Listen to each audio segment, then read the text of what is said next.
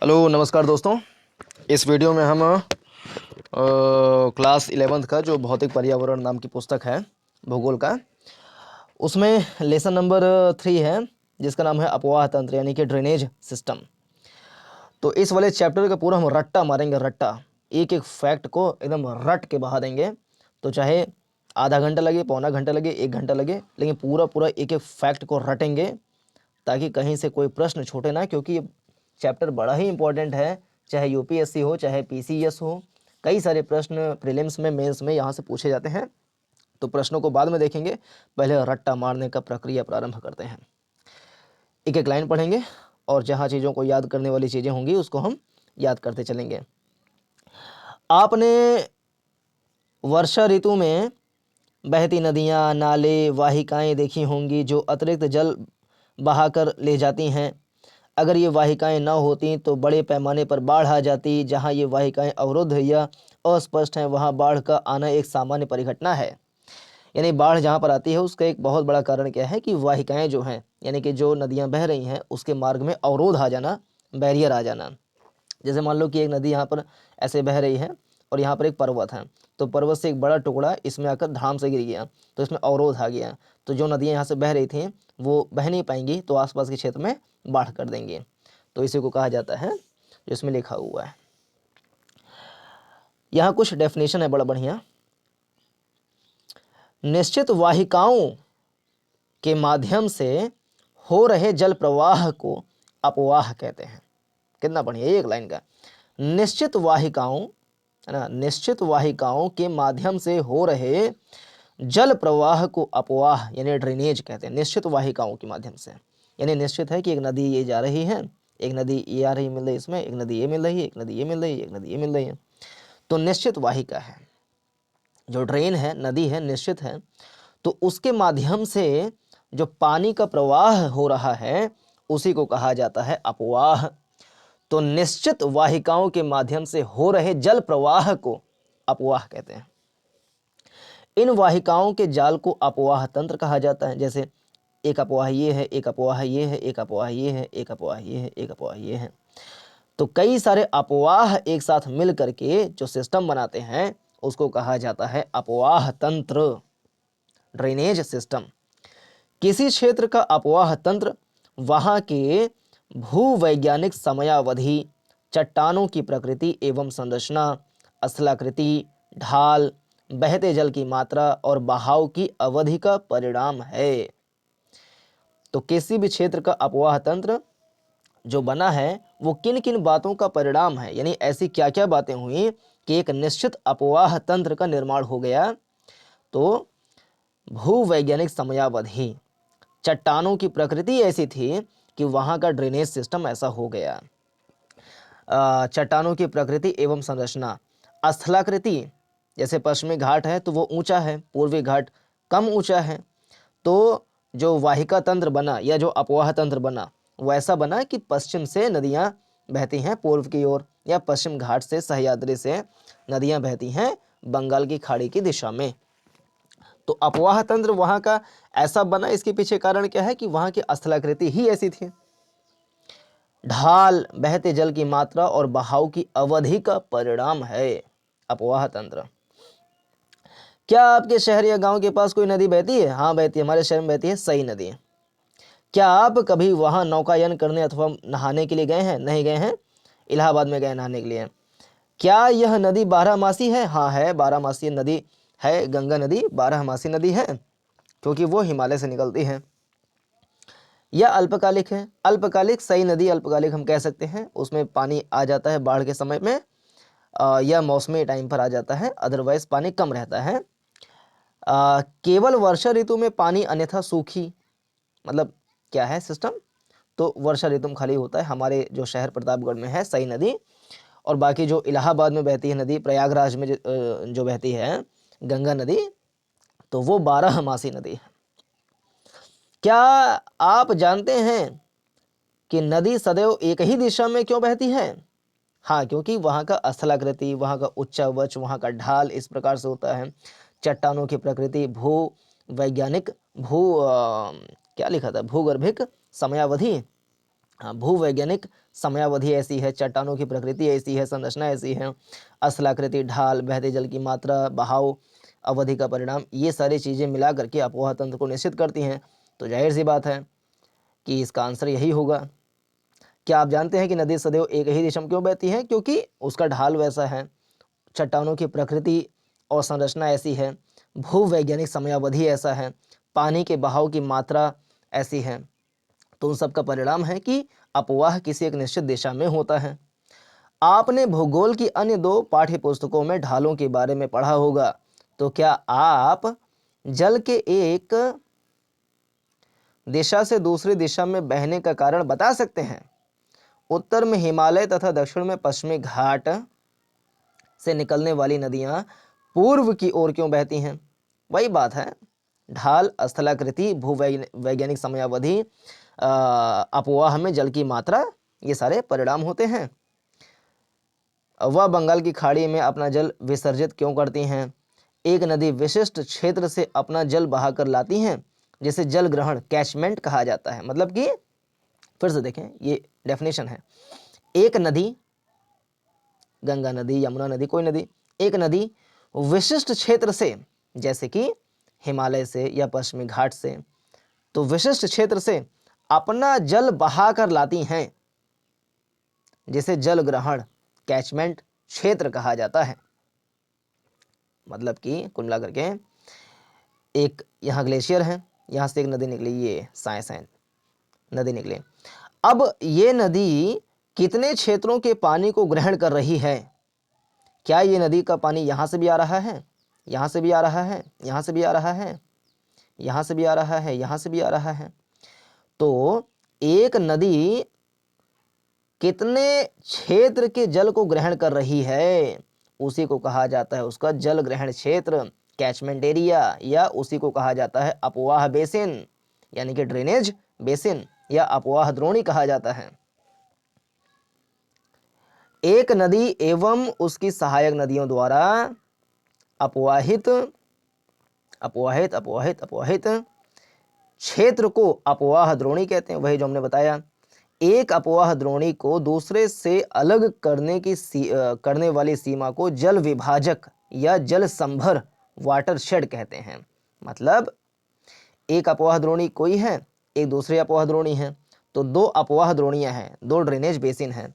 तो दोनों drainage basin को अलग करने वाला जो भौतिक संरचना है उसको कहा जाता है जल विभाजक या फिर जल संभर, वाटर शेड कहा जाता है। वाटर शेड उसको कहा जाता है, वाटर शेड। मतलब जैसे मान लीजिए कि एक यहाँ पर पर्वत है, यहाँ से नदी निकली, ये नदी निकली, इसमें कई सारी नदियाँ मिली आकर के, तो ये इसका हो गया ड्रेनेज बेसिन। एक नदी यहाँ से निकली, यहाँ बही, यहाँ बही, या सहायक नदियाँ मिली, तो ये हो गया इसका ड्रेनेज बेसिन। तो एक ड्रेनेज बेसिन से दूसरे ड्रेनेज बेसिन को अलग करने वाली भौतिक संरचना को कहा जाता है जल विभाजक। यानी ये पर्वत क्या है? ये पर्वत है जल विभाजक, यानी कि जल संभर, यानी कि वाटर शेड। बड़ी नदियों के जल ग्रहण क्षेत्र को नदी द्रोणी, जबकि छोटी नदियों व नालों द्वारा अपवाहित क्षेत्र को जल संभर कहा जाता है। देखिए इसमें डिफरेंस कर दिया कि बड़ी नदियों के जल ग्रहण क्षेत्र को नदी द्रोणी कहते हैं और छोटी नदियों व नालों द्वारा अपवाहित क्षेत्र को जल संभर ही कहा जाता है।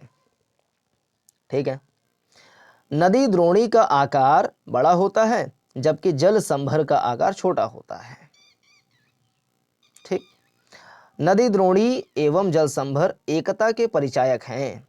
इनके एक भाग में परिवर्तन का प्रभाव अन्य भागों व पूर्ण क्षेत्र में देखा जा सकता है। इसीलिए इन्हें सूक्ष्म, मध्यम व बृहत नियोजन इकाइयों व क्षेत्रों के रूप में लिया जा सकता है।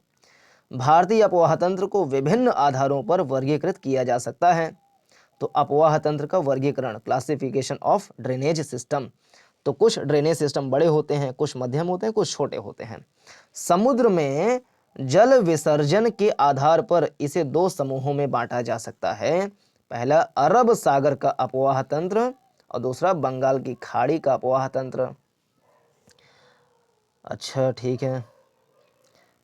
ये अपवाह तंत्र दिल्ली, कटक, अरावली एवं सह्याद्री द्वारा विलग किए गए हैं। इस जल विभाजक को एक रेखा द्वारा दर्शाया गया है चित्र में। चित्र देखिए एक बार यहाँ पर, यह चित्र। तो ये जो बेसिन है यहाँ पर, इसको कहा जाता है गंगा नदी बेसिन। यह है गंगा नदी बेसिन, बड़ा सा बेसिन है, गंगा नदी का बेसिन ये है। और यह है ब्रह्मपुत्र नदी का बेसिन है यहाँ पर। यह है ब्रह्मपुत्र नदी का बेसिन, यह है गंगा नदी का बेसिन। और यहाँ पर है, इधर आगे देखें तो यह है सिंधु नदी का बेसिन, सिंधु नदी का बेसिन। फिर और यहाँ पर आए तो ये इसको कहा जाता है गोदावरी नदी का बेसिन, कृष्णा नदी का बेसिन, कावेरी नदी का बेसिन, और यहाँ पर महानदी नदी का बेसिन। तो महानदी, गोदावरी, कृष्णा, कावेरी, 4 बड़ी नदी बेसिन यहाँ पर हैं प्रायद्वीपीय भारत में। हालांकि और भी छोटी छोटी बेसिनें हैं, जैसे कि माही नदी का बेसिन है यहाँ पर, माही नदी का बेसिन। ठीक है। तो ये जो विभाजक लाइन है, ये विभाजक लाइन है जो कि हरियाणा, दिल्ली वाला जो इलाका है, अंबाला जो शहर है, वो सारे डिवाइड करते हैं सिंधु नदी बेसिन को गंगा नदी बेसिन से। तो गंगा नदी बेसिन ये है, ये जो सर्कल कर रहे हैं, यह गंगा नदी बेसिन और यह सिंधु नदी बेसिन। तो गंगा नदी बेसिन और सिंधु नदी बेसिन का जो जल विभाजक है वो क्या है, दिल्ली है, हरियाणा है, या क्लास 9 की एनसीईआरटी में लिखा हुआ है अंबाला शहर है, जो कि हरियाणा में पड़ता है। तो यह जल विभाजक गंगा नदी तंत्र और सिंधु नदी तंत्र का।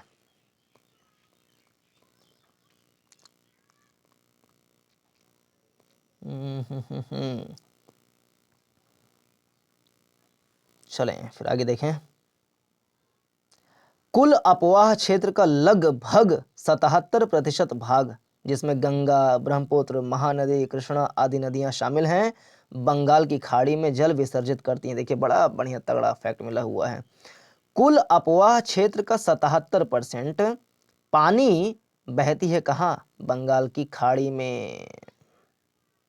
कुल अपवाह क्षेत्र का, कुल अपवाह द्रोणी का या अपवाह संभर का, जल संभर का, वाटरशेड का या ड्रेनेज सिस्टम का जो पानी है, उसका 77% ऑफ वाटर जाता है, फ्लोज इन बंगाल की खाड़ी, बे ऑफ बंगाल। तो कुल अपवाह क्षेत्र का लगभग 77% भाग, जिसमें गंगा, ब्रह्मपुत्र, महानदी, कृष्णा आदि नदियां शामिल हैं, बंगाल की खाड़ी में जल विसर्जित करती हैं। जबकि 23% क्षेत्र, जिसमें सिंधु, नर्मदा, तापी, माही, पेरियार नदियां हैं, अपना जल अरब सागर में गिराती हैं। तो कुल अपवाह क्षेत्र का 77% पानी जाता है बंगाल की खाड़ी में और 23% पानी जाता है अरब सागर में।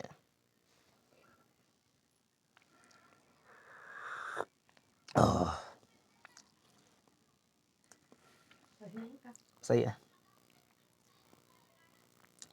तो बंगाल की खाड़ी में जो बड़ी नदियां जाती हैं उनके नाम भी यहाँ पे एग्जाम्पल में लिखा हुआ है, गंगा, ब्रह्मपुत्र, महानदी, कृष्णा, गोदावरी, कावेरी बंगाल की खाड़ी में जल विसर्जित करती हैं। जबकि 23% ऑफ वाटर गोज टू या flows to Arabian sea, like Sindhu, Narmada, Tapi, Mahi, Periyar, Bharathapuzha, है ना, बहुत सारी नदियां हैं। ऐसे पेरियार नदी बहती है केरला में, जो कि केरल की सबसे लंबी नदी है पेरियार नदी।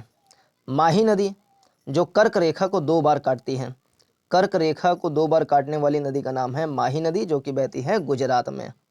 तापी नदी जो कि सतपुड़ा और अजंता की भ्रंश घाटी में बहती है। नर्मदा जो कि विंध्यन और सतपुड़ा के भ्रंश घाटी में बहती है। सिंधु जिसकी लंबाई है 2900 किलोमीटर, इसकी लंबाई है 2900 किलोमीटर।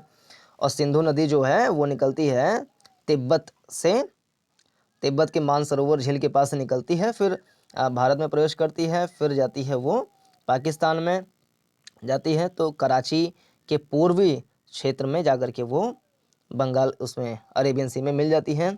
इसमें झेलम, चिनाब, रावी, ब्यास, सतलज नदियाँ आकर के मिलती हैं। तो ये सारी नदियाँ इसकी हैं सहायक नदियाँ। झेलम नदी जो है वो निकलता है कहाँ से? वुलर झील से निकलती है। और वुलर झील के किनारे एक शहर है जिसका नाम है श्रीनगर। ठीक। जल संभर क्षेत्र के आकार के आधार पर भारतीय अपवाह द्रोणियों को 3 भागों में बांटा गया है। यानी जो अपवाह द्रोणी है, कोई बड़ी नदी है, इसमें कई सारी नदियां आके मिल रही हैं, तो इसकी अपवाह द्रोणी बड़ी है। कोई ऐसे नन्ही सी नदी है, अपवाह द्रोणी इसकी छोटी सी है। और कुछ मध्यम आकार की हैं कि इतनी बड़ी हैं, उसकी जो द्रोणी है वो इतनी बड़ी है। तो कुछ बड़े आकार की हैं, कुछ निम्न आकार की हैं, कुछ मध्यम आकार की हैं। तो नदी द्रोणियों के आकार के आधार पर जो अपवाह तंत्र है या नदी द्रोणी है, अपवाह क्षेत्र जो है, अपवाह द्रोणियाँ, वो 3 भागों में बांटा जा सकता है। पहला, प्रमुख नदी द्रोणी जिनकी अपवाह क्षेत्र 20,000 वर्ग किलोमीटर से अधिक है। तो एक नदी द्रोणी है, अपवाह द्रोणी है, जिनको कहा जाता है प्रमुख नदी द्रोणी। तो प्रमुख नदी द्रोणी, इनका अपवाह क्षेत्र जो है, कैचमेंट एरिया, वो 20,000 वर्ग किलोमीटर के क्षेत्रफल से पानी को लेकर के आते हैं। यानी कि एक नदी जैसे मान लीजिए ये है, तो इसमें कई सारी ट्रिब्यूटरीज आकर के मिली, तो जहाँ जहाँ का पानी इसमें आके मिला, तो जितने जो इसका द्रोणी बना, बेसिन जो बना, ये पूरा कैचमेंट एरिया जितने क्षेत्र का पानी लेकर के आ रहा है, उस पूरे क्षेत्र का आकार अगर 20,000 वर्ग किलोमीटर या उससे ज़्यादा है तो उसे कहा जाता है प्रमुख नदी द्रोणी। तो प्रमुख नदी द्रोणी का जो अपवाह क्षेत्र है वो होता है 20,000 वर्ग किलोमीटर से अधिक। और प्रमुख नदी द्रोणी या विस्तृत या बड़ी नदी द्रोणी में 14 नदी द्रोणियाँ आती हैं। 14 नदी द्रोणियाँ आती हैं। तो 14 नदी द्रोणियाँ हैं, 14th रिवर बेसिन है, जो बड़ी रिवर बेसिन है, यानी जिनका कैचमेंट एरिया 20,000 वर्ग किलोमीटर से ज़्यादा है। तो उसमें से एक है गंगा। गंगा मीन्स कि Ganga plus tributaries equal to 20,000 वर्ग किलोमीटर प्लस होना चाहिए। तो गंगा, ब्रह्मपुत्र, कृष्णा, तापी, नर्मदा, माही, पेन्नार, साबरमती, बराक। तो इसमें 1 गंगा 1, ब्रह्मपुत्र 2, कृष्णा 3, तापी 4, नर्मदा 5, माही 6, पेन्नार 7, साबरमती 8, बराक 9। 9 के नाम दिए हैं, 5 के नाम और हैं। तो हम परिशिष्ट 3 में दिया गया, तो बुक, आई हैव बुक, इसमें परिशिष्ट 3 में जो 5 नदियां बच रही हैं उनके नाम भी देख लें परिशिष्ट 3 में। हाँ, तो 14 बड़ी नदी द्रोणी है, उसमें से एक है सिंधु भी है, सिंधु सीमा तक।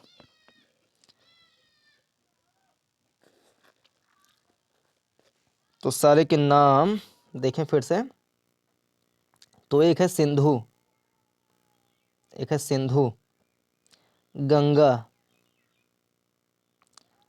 ब्रह्मपुत्र, बराक, गोदावरी, कृष्णा, कावेरी, पेन्नार, महानदी, महानदी, पेन्नार, महानदी एवं पेन्नार के बीच पूर्व बहती नदियाँ। ठीक है। पेन्नार एवं कन्याकुमारी के बीच पूर्व बहती नदियाँ। ठीक है। महानदी हो गया। ब्राह्मणी एवं वैतरणी, ये दोनों नदियाँ बहती हैं ओडिशा में। तो ब्राह्मणी एवं वैतरणी। फिर स्वर्ण रेखा, ये भी नदी बहती है झारखंड में, स्वर्ण रेखा। साबरमती, माही, कच्छ की पश्चिम में बहती नदियां साबरमती एवं लूनी। तो ये सारे नदियां हैं। इसमें परिशिष्ट संख्या जो दिया है, परिशिष्ट संख्या 3, तो 3 में ये लिस्ट दे रखे हैं। तो कुल मिलाकर के बिना देखे अब हम प्रयास करें बताने का, तो कौन कौन सी नदियां हैं जो बड़ी नदी बेसिन हैं, तो इसे हटाएं। तो जल संभर क्षेत्र यानी कैचमेंट एरिया, कितने क्षेत्र से पानी को लाया जा रहा है, तो उसका आकार क्या है, उसके आधार पर भारतीय अपवाह द्रोणियों को 3 भागों में बांटा जा सकता है। पहला है बड़ी या प्रमुख नदी द्रोणी, जिनमें 14 नदी द्रोणियाँ आती हैं, जिनका आकार 20,000 वर्ग किलोमीटर से ज़्यादा होता है, जिसमें एग्जाम्पल ये हैं। फिर मध्यम नदी द्रोणी आता है, जिनका अपवाह क्षेत्र यानी 20,000 वर्ग किलोमीटर 2,000 से लेकर के 20,000 वर्ग किलोमीटर के बीच के क्षेत्रफल के पानी को लेकर के आती हैं, तो उसे कहा जाता है मध्यम नदी द्रोणी। इसमें 44 नदी द्रोणियाँ आती हैं, 44। तो वृहद नदी द्रोणी या बड़ी नदी द्रोणियों में 14 नदी द्रोणियाँ आती हैं। मध्यम नदी द्रोणी मीन्स 2,000 से 20,000 वर्ग किलोमीटर के क्षेत्रफल के पानी को लेकर के आती हैं, तो उसमें आती है 44 रिवर बेसिन्स। फिर है लघु नदी द्रोणी, जिनका अपवाह क्षेत्र 2,000 वर्ग किलोमीटर से कम है। इसमें न्यून वर्षा के क्षेत्रों में यानी कम वर्षा के क्षेत्रों में बहने वाली बहुत सी नदियां शामिल हैं। जो मध्यम नदी बेसिन है उसका 2,000 से 20,000 वर्ग किलोमीटर के बीच में पानी कैचमेंट एरिया होना चाहिए। इसमें 44 नदी द्रोणियां आती हैं। और 2,000 वर्ग किलोमीटर से कम के क्षेत्रफल का कैचमेंट एरिया जो जिन नदियों का है, जिन नदी द्रोणियों का है, उसे कहा जाता है लघु नदी द्रोणी। मध्यम नदी द्रोणी में एग्जाम्पल हैं कालिंदी, पेरियार, मेघना। तो मेघना, पेरियार केरला वाली, कालिंदी, तो कालिंदी, पेरियार, मेघना एग्जाम्पल हैं मध्यम नदी द्रोणी के। और बड़ी नदी द्रोणी में 14 नदियाँ आती हैं, उनका हम नाम ध्यान करें। तो पहले सिंधु, गंगा, ब्रह्मपुत्र, 3 तो सिंपल सा। फिर महानदी, गोदावरी, कृष्णा, माही, नर्मदा, तापी, तो 3, 3, 6, 3, 9। एक है स्वर्णरेखा, बराक, साबरमती। तो ऐसे नदियां हैं जो आती हैं बड़ी नदी द्रोणी की एग्जाम्पल है। पेन्नार, एक है पेन्नार। तो फिर से 20,000 वर्ग किलोमीटर से ऊपर का कैचमेंट एरिया, तो उसे कहते हैं वृहद नदी द्रोणी या बड़ी नदी द्रोणी। 2,000 से लेकर के 20,000 वर्ग किलोमीटर का कैचमेंट एरिया है, तो उसे कहते हैं मध्यम नदी द्रोणी। और 2,000 वर्ग किलोमीटर से कम का कैचमेंट एरिया है, तो उसे कहते हैं छोटी या लघु नदी द्रोणी। वृहद नदी द्रोणी में 14 नदी द्रोणियाँ आती हैं, मध्यम नदी द्रोणी में 44 नदी द्रोणियाँ आती हैं, और 2,000 किलोमीटर से कम कैचमेंट एरिया वाले में बहुत सारी छोटी छोटी नदियाँ आती हैं, जिसमें मतलब वर्षा ऋतु में पानी आता है, तो उसमें अपवाह होता है। यदि आप चित्र 3.1 देखें तो आप पाएंगे कि अनेक नदियों का उद्गम स्रोत हिमालय पर्वत है और वे अपना जल बंगाल की खाड़ी या अरब सागर में विसर्जित करती हैं। उत्तर भारत की इन नदियों की पहचान कीजिए। प्रायद्वीपीय पठार की बड़ी नदियों का उद्गम स्थल पश्चिमी घाट है।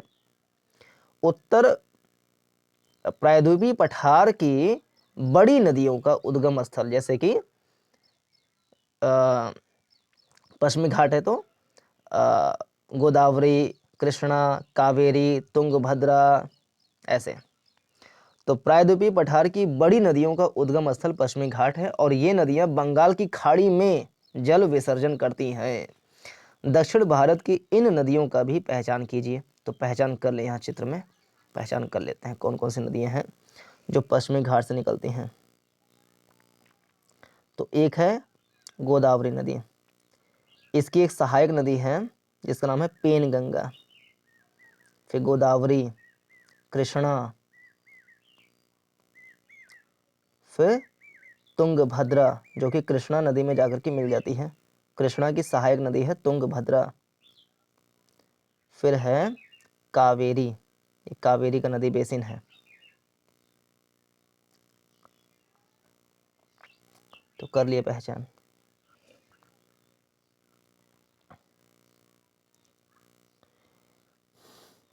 नर्मदा और तापी दो बड़ी नदियां इसका अपवाद हैं, यानी ये बड़ी हैं लेकिन पश्चिमी घाट से नहीं निकलती, ये निकलती हैं जैसे नर्मदा नदी निकलती है मध्य प्रदेश के अमरकंटक की पहाड़ी से, तापी निकलती है ये भी मध्य प्रदेश के बैतूल जिले से शायद निकलती है।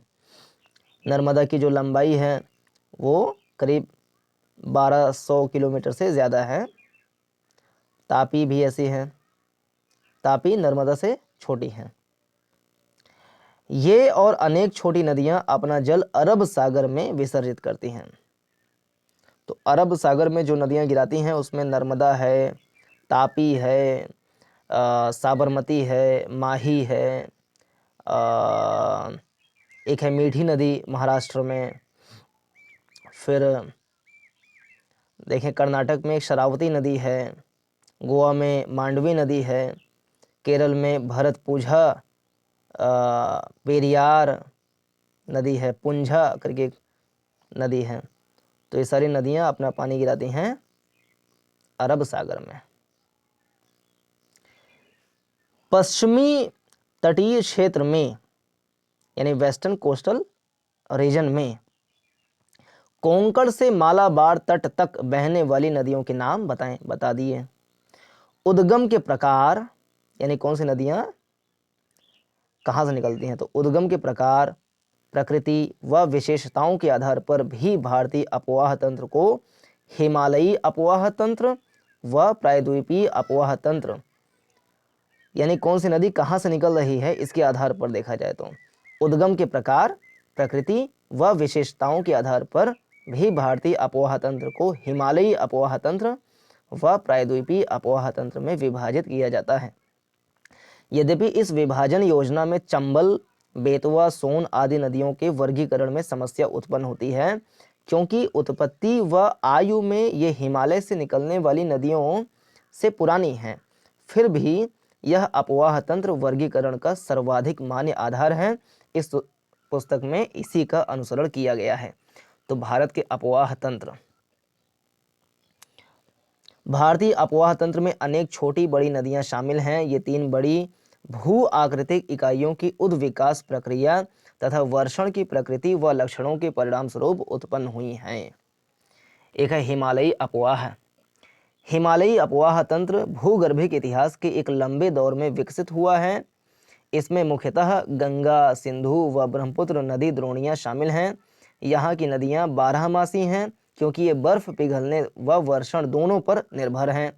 ये नदियां गहरे महाखड्डों गॉर्जेस से गुजरती हैं जो हिमालय के उत्थान के साथ साथ अपर्दन क्रिया द्वारा निर्मित हैं। महाखड्डों के अतिरिक्त ये नदियां अपने पर्वतीय मार्ग में वी आकार की घाटियां, क्षिप्रिकाएं व जलप्रपात भी बनाती हैं। जब ये मैदान में प्रवेश करती हैं तो निक्षेपणात्मक स्थलाकृतियां बनाती हैं, यानी कि जैसे निक्षेपणात्मक स्थलाकृतियां डिपॉजिट बेस्ड लैंडफॉर्म्स बनाती हैं, जैसे कि समतल घाटियां, गोखुर झीलें, बाढ़कृत मैदान, गुम्फित वाहिकाएं और नदी के मुहाने पर डेल्टा का निर्माण करती हैं। तो ये सारे हैं लैंडफॉर्म्स। मतलब हिमालय से जो नदियां आती हैं तो हिमालय को काट काट करके बहुत सारे लैंडफॉर्म्स बनाती हैं, जैसे कि गॉर्जेस बना दी, क्षिप्रिकाएं बना दी, वी आकार वी शेप्ड की वैली बना दी, घाटियां बना दी, और भी कई सारे अपर्दनात्मक स्थलाकृतियां बनाती हैं हिमालयी क्षेत्र में। तो वहाँ के सारे मिट्टी को, गाद को काट करके लाती हैं, तो उसको पाट करके, निक्षेपण करके, डिपॉजिट करके भी कई प्रकार के स्थलाकृतियों का निर्माण करते हैं, जैसे कि समतल घाटी बना दी, गोखुर झीलें बना दी, बाढ़कृत मैदान, गुम्फित वाहिकाएं, नदी के मुहाने पर डेल्टा, ये सारे निक्षेपणात्मक स्थलाकृतियाँ हैं। तो समतल घाटी, पूरा इसको फिर से याद कर लें कि अपरदनात्मक स्थलाकृतियाँ कौन कौन से हैं। अपर्दन की क्रिया के द्वारा निर्मित होते हैं क्या क्या चीज़ें। ये नदियाँ गहरे महाखड्डों गॉर्जेस से गुजरती हैं जो हिमालय के उत्थान के साथ साथ अपर्दन क्रिया द्वारा निर्मित हैं। महाखड्डों के अतिरिक्त ये नदियाँ अपने पर्वतीय मार्ग में वी आकार की घाटियाँ, छिप्रिकाएँ, जलप्रपात, ये सारी चीज़ें बनाती हैं हिमालय के क्षेत्र में। तो वहाँ से काट करके जो लाती हैं तो पाट करके क्या क्या बनाती हैं, तो डेल्टा बनाएंगी लास्ट में, उसके पहले बनाती हैं समतल घाटियाँ, गोखुर झीलें। गो मीन्स गाय, खुर मीन्स गाय का खुर, तो गाय के खुर के आकार का जो झील है उसको कहा जाता है गोखुर झीलें। बाढ़कृत मैदान बनाती हैं जिसको खादर का मैदान कहा जाता है। गुम्फित वाहिकाएं और नदी के मुहाने पर डेल्टा। तो समतल घाटी, गोखुर झील, बाढ़कृत मैदान, गुम्फित वाहिका, नदी के मुहाने पर डेल्टा का निर्माण करती हैं। हिमालय क्षेत्र में इन नदियों का रास्ता टेढ़ा मेढ़ा है, परंतु मैदानी क्षेत्र में इनमें सर्पाकार मार्ग में बहने की प्रवृत्ति पाई जाती है और अपना रास्ता बदलती रहती हैं। तो हिमालय नदी तंत्र की नदियों की विशेषता क्या है कि हिमालय क्षेत्र में ये नदियां का रास्ता टेढ़ा मेढ़ा है, परंतु मैदानी क्षेत्र में इनमें सर्पाकार यानी कि ऐसे ऐसे करके बहती हैं मैदानी क्षेत्र में और अपना रास्ता बदलती रहती हैं। कोसी नदी, जिसे बिहार का शोक, सौरो ऑफ बिहार कहते हैं, अपना मार्ग बदलने के लिए कुख्यात रही है। यह नदी पर्वतों के ऊपरी क्षेत्रों से भारी मात्रा में अवसाद लाकर मैदानी भाग में जमा करती हैं। इससे नदी मार्ग अवरुद्ध हो जाता है, वह परिणाम स्वरूप नदी अपना मार्ग बदल लेती हैं। कोसी नदी ऊपरी पर्वतीय क्षेत्र से इतनी भारी मात्रा में अवसाद क्यों लाती हैं, क्योंकि बहुत तेजी से आती हैं और हिमालय के पार्ट को बहुत तेजी से काटती हैं और ला करके उसको पाट देती हैं और ढलान बहुत ज़्यादा होता है, इस कारण से वो ज़्यादा मात्रा में अवसाद को ला पाती हैं। क्या आप सोचते हैं कि सामान्यतः नदियों में और विशेष तौर पर कोसी नदी में जल का बहाव व मात्रा एक समान रहती है? नहीं, यह घटती बढ़ती रहती है, घटती बढ़ती रहती है। ग्लेशियर पिघला या बरसात हो गई तो बहुत तेज प्रवाह हो जाएगा, बरसात नहीं हो रही है तो खाली ग्लेशियर से पानी आ रहा है तो बहाव कम रहेगा, ग्लेशियर से भी पानी कम आ रहा है तो बहाव और कम रहेगा। नदी में कब जल की मात्रा अत्यधिक होती बता दिए। बाढ़ के सकारात्मक व नकारात्मक प्रभाव क्या हैं? तो बाढ़ के सकारात्मक यानी फायदे क्या क्या हैं? बाढ़ आने से नई प्रकार की मिट्टी का जमाव होता है जिससे खादर का मैदान का निर्माण होता है, ये फायदा है। दूसरा, बाढ़ आता है तो बहुत सारे क्षेत्र जहाँ पे नदी की कमी मतलब पानी की कमी होती है तो वहाँ पर इरिगेशन सिस्टम बढ़िया हो जाता है। बाढ़ आने से और भी कुछ फ़ायदे हो सकते हैं, इसके नुकसान क्या हैं, बाढ़ के नकारात्मक पक्ष क्या हैं? तो इससे बहुत सारा जो पानी का जमाव हो जाता है, पानी के जमाव होने से कई प्रकार के रोग होते हैं, बहुत सारा नुकसान हो जाता है लोगों का, फसलें नष्ट हो जाती हैं और संरचनात्मक जो विकास की चीज़ें होती हैं, बिल्डिंग, भवन, डैम्स, ये सारे टूट जाते हैं तो बड़ा नुकसान हो जाता है। ये सारे नकारात्मक पक्ष हैं। हिमालय पर्वतीय अपवाह तंत्र का विकास कैसे कैसे हुआ? तो हिमालय से जो नदियां आती हैं उनका अपवाह तंत्र का विकास कैसे हुआ? हिमालय पर्वतीय नदियों के विकास के बारे में मतभेद है। यद्यपि भूवैज्ञानिक मानते हैं कि मायोसीन कल्प में, मायोसीन कल्प यानी कि मायोसीन एरा, भूगोल में कई प्रकार के एरा हैं, काल हैं, जैसे इतिहास में 3 प्रकार के काल हैं, प्राचीन काल, मध्यकाल, आधुनिक काल मुख्य रूप से। ऐसे ही भूगर्भिक ऐतिहासिक जो है, भूगर्भिक इतिहास जो है, जियोलॉजिकल जो हिस्ट्री है उसमें अलग अलग एरा होते हैं। तो एक एरा है मायोसीन एरा, मायोसीन कल्प। तो इसका समय काल क्या है?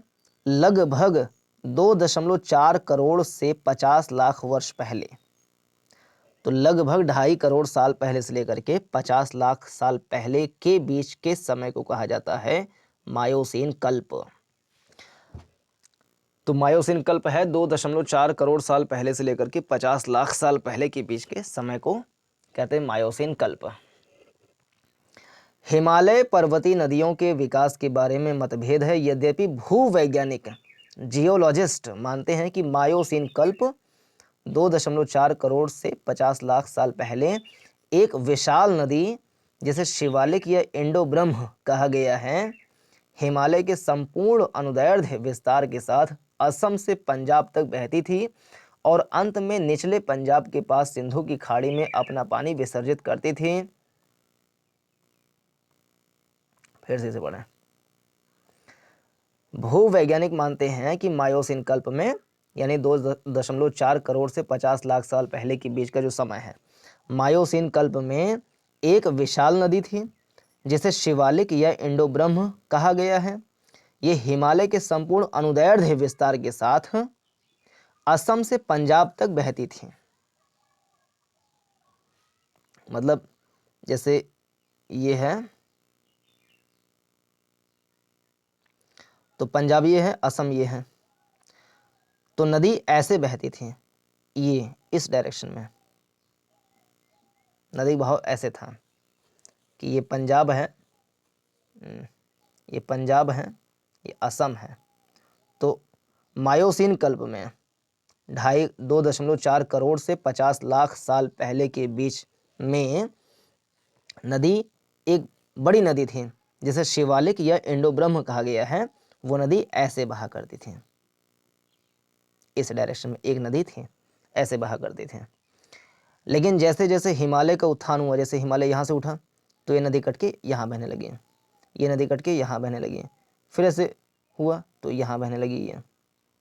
तो सारी नदियाँ, कोई सिंधु यहाँ बह गई, ब्रह्मपुत्र यहाँ जाके बह गई, ऐसे करके। तो भूवैज्ञानिक मानते हैं कि मायोसीन कल्प में लगभग 2.4 करोड़ से 50 लाख साल पहले एक विशाल नदी जिसे शिवालिक या इंडो ब्रह्म कहा गया है, हिमालय के संपूर्ण अनुदैर्ध्य विस्तार के साथ असम से पंजाब तक बहती थी और अंत में निचले पंजाब के पास सिंध की खाड़ी में अपना पानी विसर्जित करती थी। मतलब उल्टा, असम से बहती थी पंजाब की ओर, फिर ला करके सिंध की खाड़ी में अपना पानी गिरा देती थी। सिंध माने वही सिंध जो आज का थार है, तो वहाँ उस समय पानी हुआ करता रहा होगा, तो वहाँ पर जाकर पानी गिरा दिया करते थे।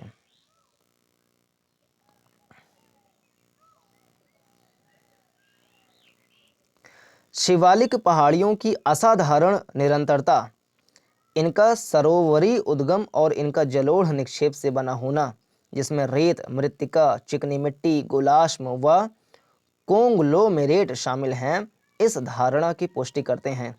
ऐसा माना जाता है कि कालांतर में इंडो ब्रह्म नदी 3 मुख्य अपवाह तंत्रों में बंट गई।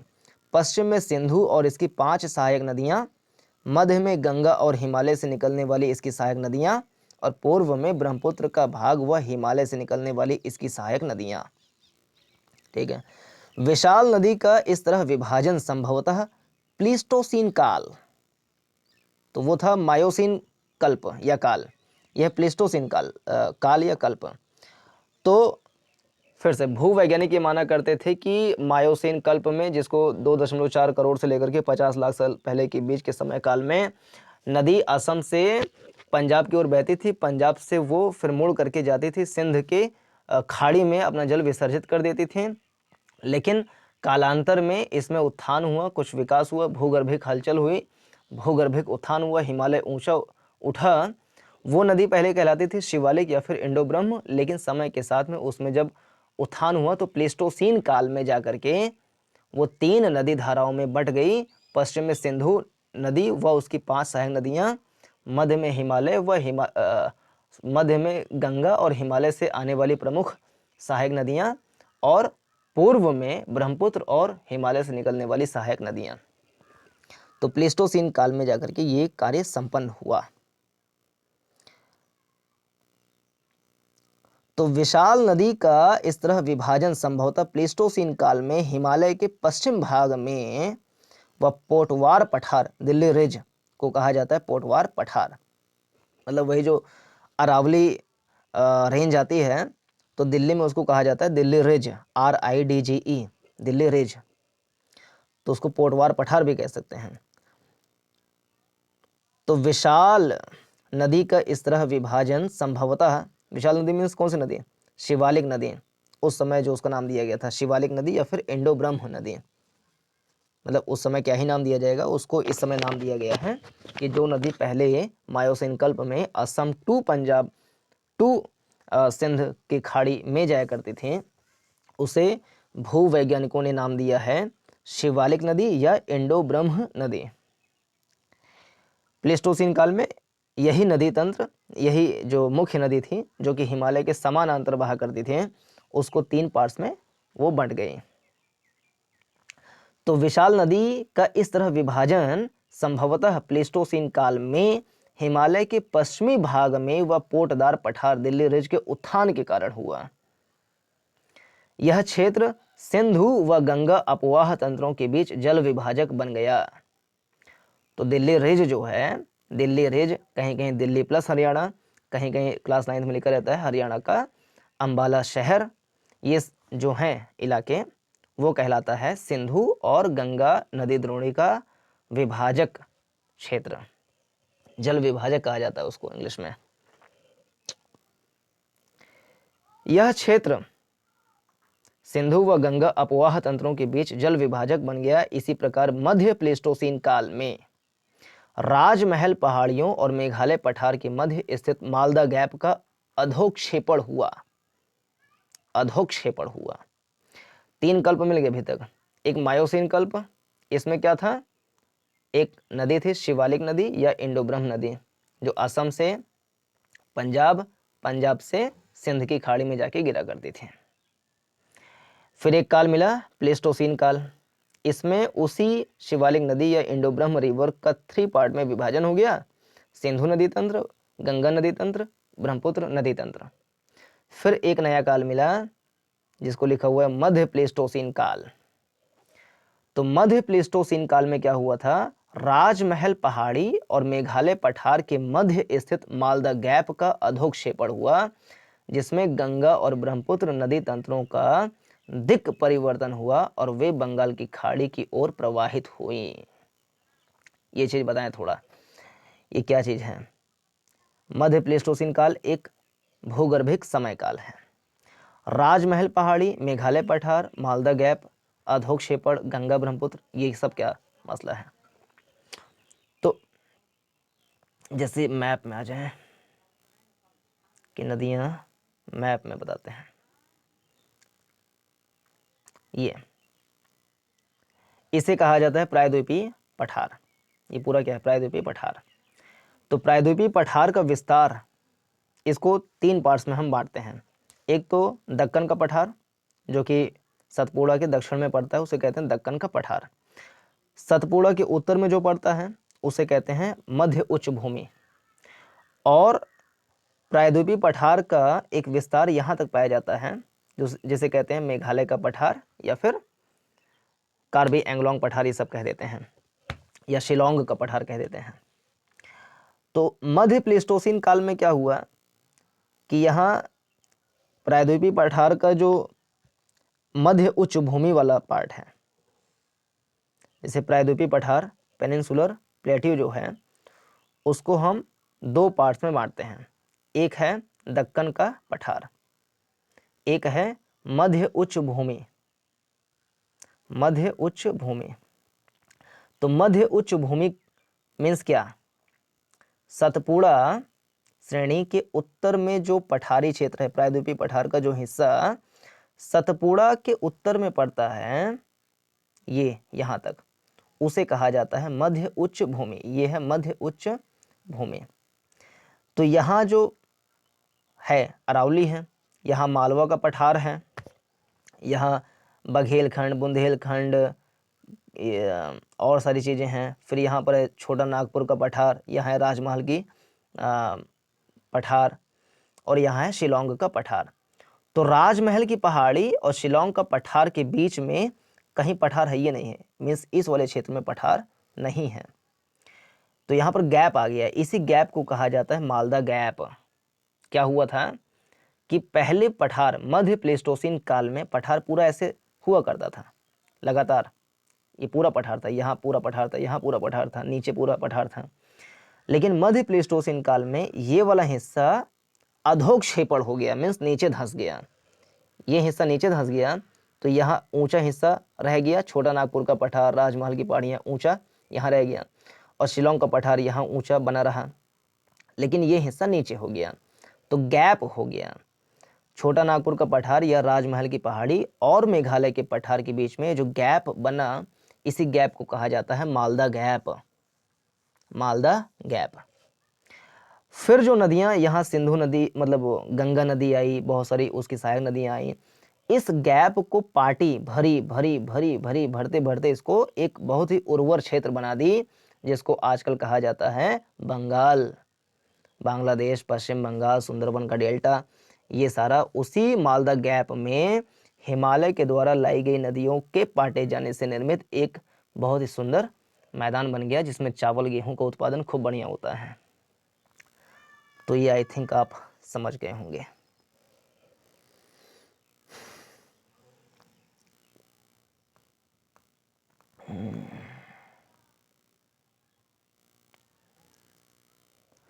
यह क्षेत्र सिंधु व गंगा अपोह तंत्रों के बीच जल विभाजक बन गया। इसी प्रकार मध्य प्लेस्टोसीन काल में राजमहल पहाड़ियों और मेघालय पठार के मध्य स्थित मालदा गैप का अधोक्षेपण हुआ, नीचे धंसा, जिसमें गंगा और ब्रह्मपुत्र नदी तंत्रों का दिक् परिवर्तन हुआ और वे यानी दिशा परिवर्तन हुआ और वे बंगाल की खाड़ी की ओर प्रवाहित हो गई। अब हिमालय अपवाह तंत्र की नदियां पढ़ना है। तो सिंधु नदी तंत्र, तो हिमालय अपवाह की नदियों में क्या क्या पढ़ना है? सिंधु नदी तंत्र में पूरा एकदम विस्तार से लिखा हुआ है, एकदम ढंग से, इसको पढ़ेंगे।